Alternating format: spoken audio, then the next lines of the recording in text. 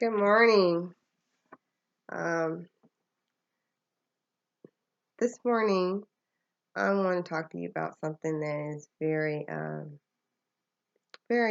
not interesting, but it's very sad, and something that I need to share with you all. And it doesn't have really anything to do with me. It just has to do with the fact that a lot of families are going through this. And what my subject is today is suicide. My subject today is suicide.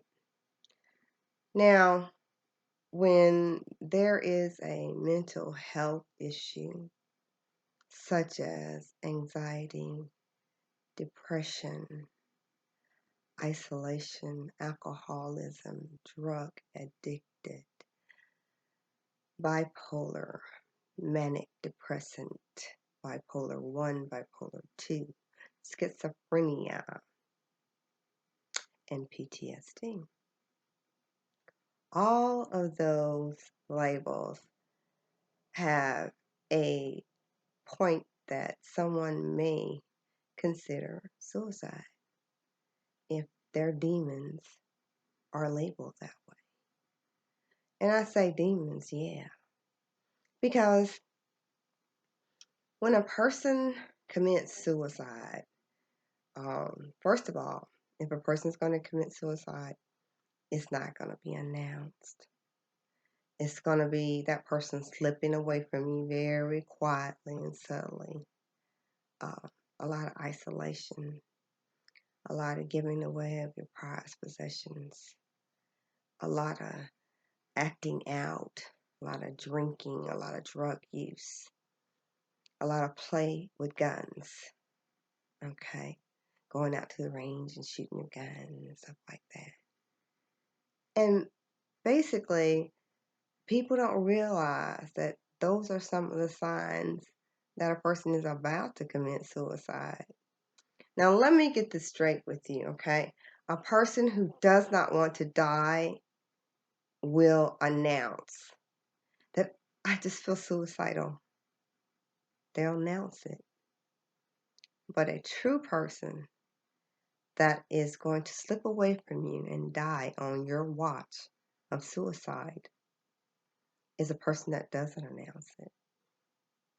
You may feel that their mental health issues are being taken care of through medication and therapy, when all of a sudden they slip into a very silent isolation, a preoccupation with guns, with knives, a preoccupation with alcohol, acting out, and drug addiction.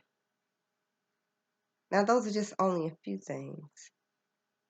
But a person that is not wanting to kill themselves is a person that will announce it. However, for those families that have lost individuals by suicide, I want to say that more than likely that person has suffered with some type of mental illness. They have gone through some program to help them understand and control their mental health issues. They are on medication. And for a point there, they seem to be doing okay. But what happens is they stop taking their medicine. They stop being out with friends or out with family. It's the isolation that is the first clue.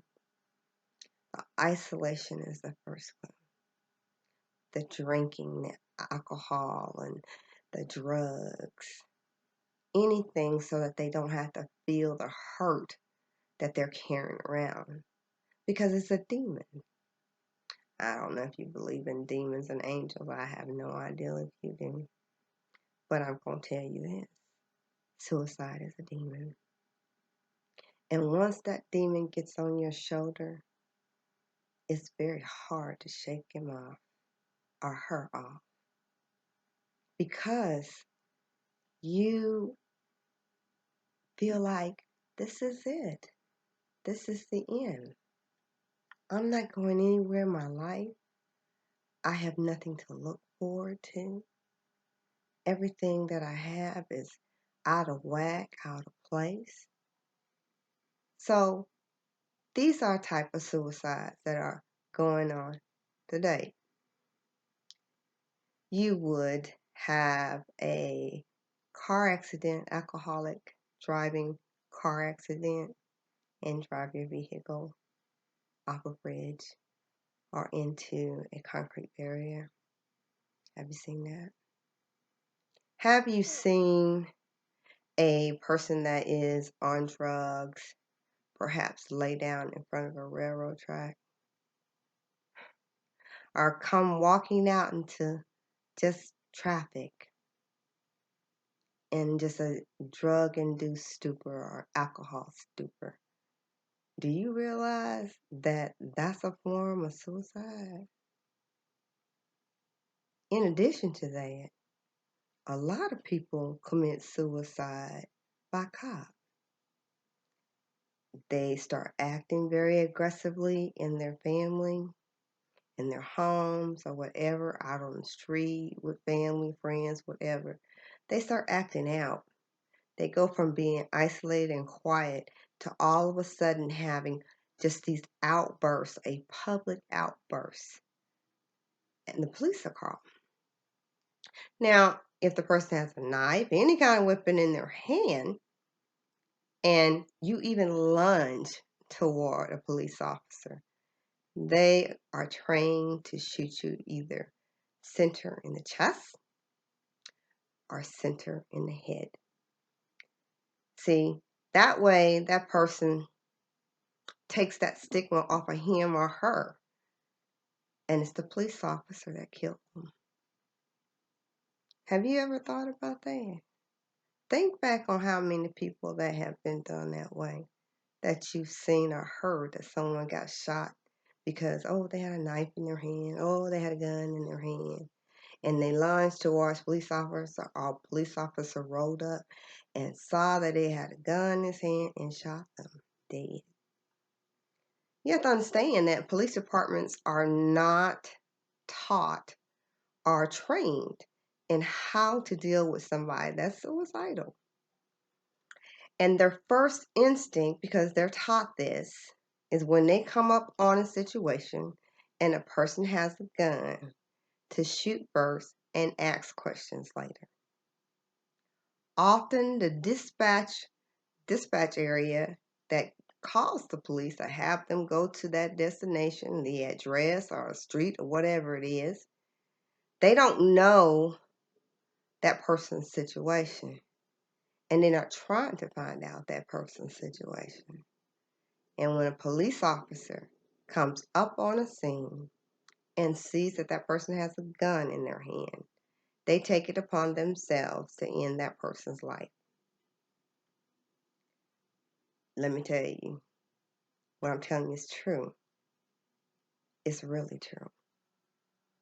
Suicide by cop is the number one way to die if you are suicidal or have mental health issues that are spinning out of control, and you are going on binges and you are not taking medicine. You're isolating yourself, you're drinking, you're doing drugs. And all of this is just trying to numb the pain. I don't know if you all understand what that means. When you feel like you just don't have anywhere else to go, that your life is at its end, that whatever you thought was your dream is gone. And that for you to have a gun in your hand and for the police to shoot you is such a relief, because it won't be you killing you. It'll be somebody else. And over again, we see it. Now, like I said, if a person is serious about suicide, they can do suicide by cop or suicide by being under the influence and being in an accident. most of the time, the coroner's office is not going to say, oh, this person committed suicide. Nope. It will be they got into an accident and they died, or the police shot them. So, the reason why I'm talking to you about this today is because I think suicide is a very hard thing to talk about, and that is something that needs to be talked about because our young people are committing suicide by alarming rates. We have our military personnel that are coming back from different tours that are committing suicide over and over again. We have police officers that commit suicide over and over again. You don't see to yourself that these little slight little accidents that happen, and if that person has had a mental health problem and this accident occurs just out of nowhere, that's not planned. It is planned. It can't be planned. So what do we do about it? What do we do about it, people? This is what we do about it.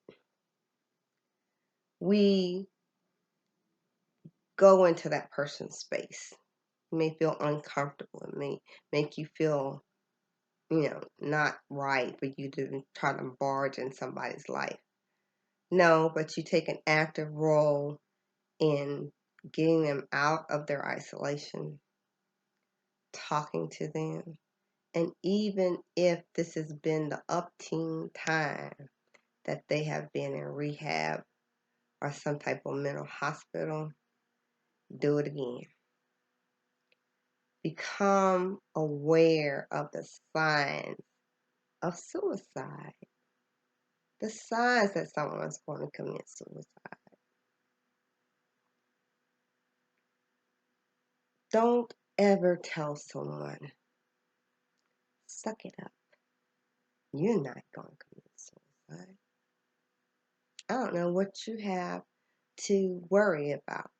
You've got this, and that. That's the wrong thing to tell somebody that's suicidal. Pay attention. So that this doesn't happen on your watch, call the suicide hotline. Get some information on what to look out for. I'm telling you this by personal experience. By personal experience. So, what you will learn from the suicide prevention hotline and suicide awareness organization is something that you need to know, you need to be trained in. Because if you have a loved one that has a mental health problem, you need to be on guard. I know people are like, well, how am I supposed to know the person's suicidal? I'm not blaming you. I'm just telling you that if you have that person has a mental health problem, you need to be talking to people that know about the issues that they are going through and learn. Stop and learn. Look, pay attention. Like I said, those people that do not really want to die, they will advertise it. The people that have had enough of this monkey being on their back, they will commit suicide without a thought. One day you will see them, the next day they will be dead. I am not a professional telling you this, but I am a person that has gone through something like that. And suicide has changed. It's no longer overdose of pills. cutting yourself and bleeding out, hanging yourself, or, you know, any other means, okay? The normal things that people do for suicide, taking pills, shooting themselves, hanging themselves, cutting themselves. Those are the normal ones. We have new ones now. Driving under the influence, being under the influence of alcohol or drugs, and committing suicide. Suicide by cop, or suicide by a family member who thinks that this is the only thing that will stop them. These are the new types of ways that people are committing suicide. It's no longer just the same old, same old. It's different now. Suicide by drowning. How many people have drowned? You need to be aware of what that person's going through. Stop trying to say, oh, it's not going to happen to me. It's not going to happen in my family. Yeah, it can. It can happen to most prominent families that there are. It can happen to somebody that's dirt poor living in a trailer. It does not discriminate on basis of color, basis of sex, religion, or anything. Every human being can become a person that has a mental health problem and become suicidal. Again, like I said a little while ago, I strongly suggest if you have a loved one that is struggling with a mental illness and you feel that they're slipping away from you and you can see it, you need to get some help. You need to get some help right away. Make it your business, your job. I'm serious. Make it your job to become educated, to know what to look for, and to know the pulse and the thoughts of the person that is mentally ill and is your loved one. Now, I understand, some people don't have loved ones. Perhaps they have a job. One day they come into their job and they decide that they're going to go postal. Shoot up a place, They may shoot a couple people and then they kill themselves. Suicide. It is so very important. Reach out to suicide hotline if you're worried about someone you love. Reach out to suicide awareness organizations if you are concerned about a person you care about that you work with. Please, oh please, do not just flippantly say, oh, they'll get over it. Now, the person that is talking about it out loud, more likely, that person is not going to commit suicide. They're crying out for help. And it's our job to get them the help they need. Because somewhere down deep inside, there is that demon. And on the other hand, when people do commit suicide and we're not paying attention, that demon has possessed all their essence, their entire being. And that demon is sitting on their chest, on their heart. And it's saying, it's time for you to go. You need to check out. All right, ladies. This is Miss Cece. I realize that this subject is not something that I would normally talk about. But suicide awareness is something that affects every person in the world, no matter how rich they are, how poor they are, what color they are, what sex they are. It is something that can take anyone's life. And we need to be aware. We need to be more aware of mental illness. Now, let me name a few. PTSD, post-traumatic stress syndrome.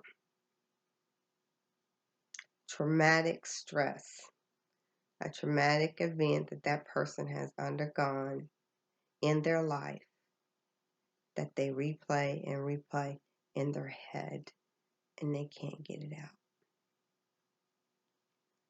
Depression, anxiety, insomnia. You didn't think about insomnia, did you? That's one of the precursors to depression and isolation. You can't sleep. You're up all times of night. Bipolar 1, bipolar 2, manic depressive, schizophrenic. And that's only a few. Because there are different labels for different people that the medical career field has deemed as mental illness.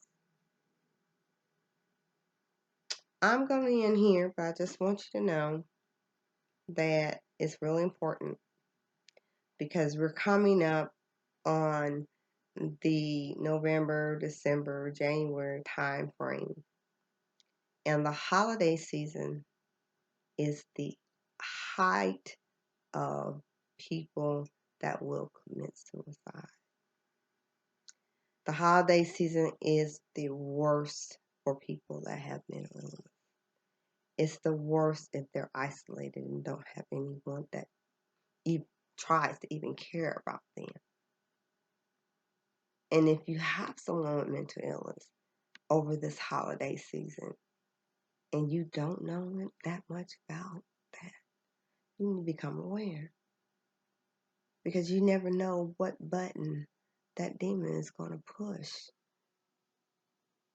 And the holiday season is the most loneliest time for every human being, and especially for those that suffer with mental illness and are contemplating suicide, either to themselves or aloud so that you can hear it. Please become aware. This is not a public service announcement or nothing like that. I just thought I should share this with you. And hopefully it will have you reach out and encourage you to reach out and find out more so that you can help your loved ones or you can help someone that is in need of a friend or someone to listen and get them help. That's the first step. Because your mental health should be your number one priority. Because if you're not thinking up here, all kinds of things can go wrong. I love you guys.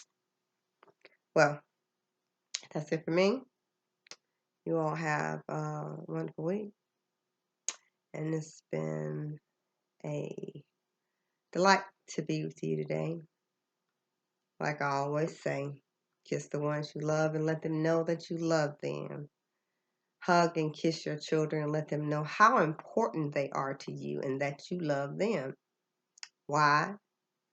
Because today's the day. and tomorrow is not promised. So we must make our memories today so that our legacy will live on. God bless, and I hope that this recording will help somebody. Peace out, people.